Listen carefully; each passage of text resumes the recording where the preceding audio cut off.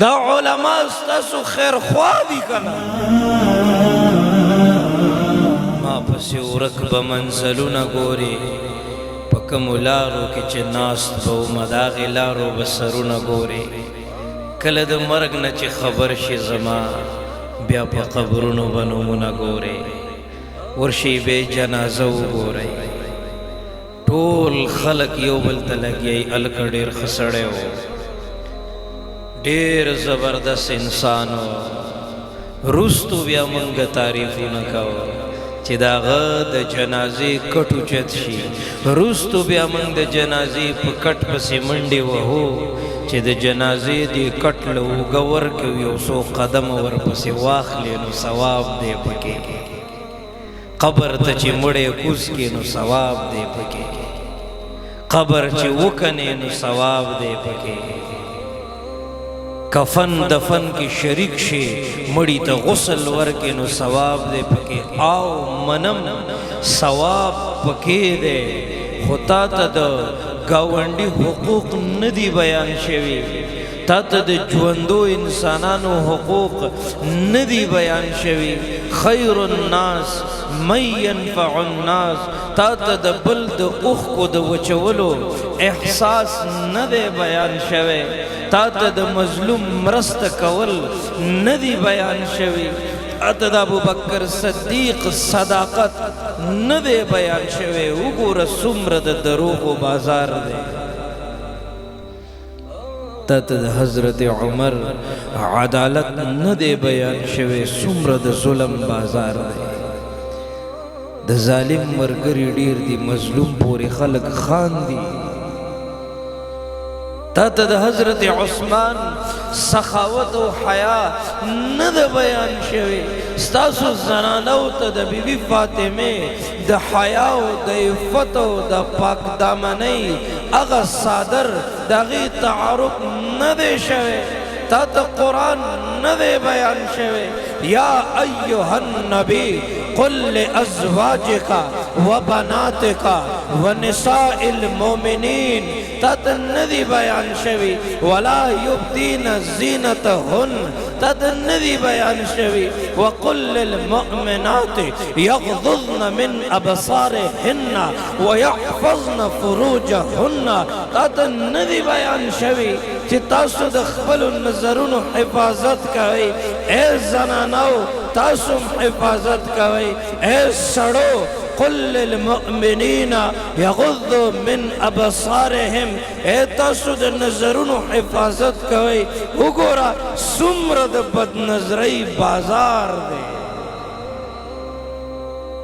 بنګ خو بچو وچو ستړي شو ټول عمر هم په دې خیال واورېده چې بس تقریر دی او بیان دی تا ته نه دی بیان شوي فلولا اذا بلغت الحلقوم وانتم حینئذ تنظرون قرآن چې زنکدن بیانوي څومره شدت دی پکې کلا اذا بلغت التراقي لږ د قرآن په مزاج خو ځان پوی که کنه په دنیا د ځان پویه که د دنیا په لغو لعب په ذلیاتو د ځان پویه که په زمیندارو روزګارو پراپرټۍ د ځان پویه که پیسې څنګه ګټل کیږي ځان دی پویه که زما جامه پیزار به څنګه ځان دی پویه که او هغه قرآن چې ستا په زنکدن کې ملګری دی قبر کې دی ملګری دی میزان پولیس سرات کې دی ملګری دومره وفادار دی په هغه قرآن باندې نن ګردونه پراته دي څومره بې وفا یو منګه څومره د افسوس خبره ده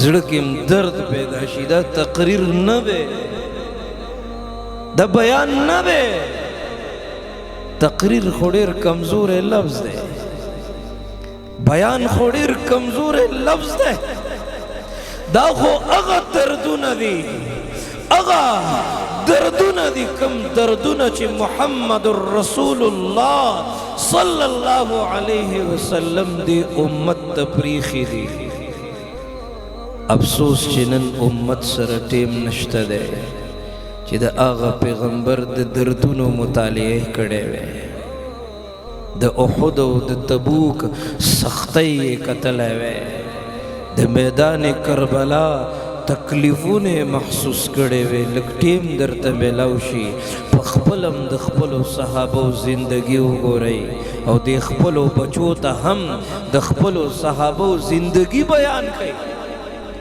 څه چل را باندې شوی دی پته نه لګي، زړونه هم سخت شوي دي، خبره را باندې اثر نه کوي. تیږه د الله نه یریږي که نه؟ وَإِنَّ مِنْهَا لَمَا يَهْبِطُ مِنْ خَشْيَةِ اللَّهِ. الله وی دا ولې رارغړي؟ من خشیت الله، دا معنی یریږي. کله چې د قرآن مزاج مطالعه شو که نه، پته به ولګي وَإِذَا تُلِيَتْ عَلَيْهِمْ آیَاتُهُ زَادَتْهُمْ ایمانا. دا د اهل ایمان معیار بیانیږي چې کله د دوی په مخ کې قرآن بیانیږي، زادتهم ایمانا، ایمان یې تازه کیږي. ټوله شپه د فیسبوک په بد نظرۍ کې تېره شي، دی نه تنګېږي. ډرامو فلمونو کتلو کې تېره شوه، دی نه تنګېږي. ټیک ټاک او بې حیایۍ او بد نظرۍ، دا غفلت به زمونږ زندګۍ بربادي کړي. دا د غفلت سیلاب چې مونږ په مخه کړي یو که نه، دا سیلاب به مونږ نږدې ده چې د جهنم کندو ته به م وغورځوي. واپس شئ. دا علما ستاسو خیرخوا دي که نه؟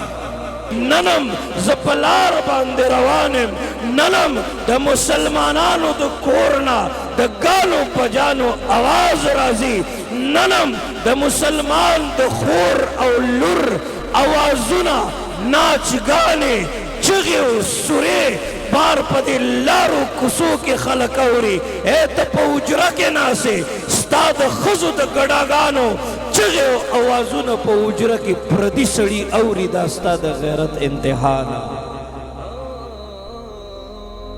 پښتون ریډو په ټوپه کښتې و، داسې دڼې وڼې لاړ. چا ورته وویل دا ولې؟ وایي په دې کې پردي سړي خبرې کولې او زما ښځو د پردي سړي اواز واورېده. چې چا به د غیرت ترجماني کوله، پښتونه ته به یې یادولې. چا به د تقوا، عفت او پاکدامنۍ ترجماني کوله، ته به یې یادولې. چا به د عالم اسلام ترجماني کوله، ستا نامه به یې اخیستله. نن خلک د جهالت فتوې پتا لګوي. وګوره بار ملکونه په نمبر یو یو ملک لګیا دی او په تا باندې پابندۍ لګوي. ولې؟ وجه څه ده؟ نن موږ سره هغه کردار نشته دی، هغه د حضرت علي شجاعت موږ سره نشته دی. بله ورځ د یهودو یو نوجوان داسې بینر لیکلی و او په هغې باندې لیکلی و د خیبر واز یور لاست چانس. خیبر ستاسو اخیری چانس و، تاسو بل د علي شیر خدا غوندې بهادر نشئ پیدا کولی.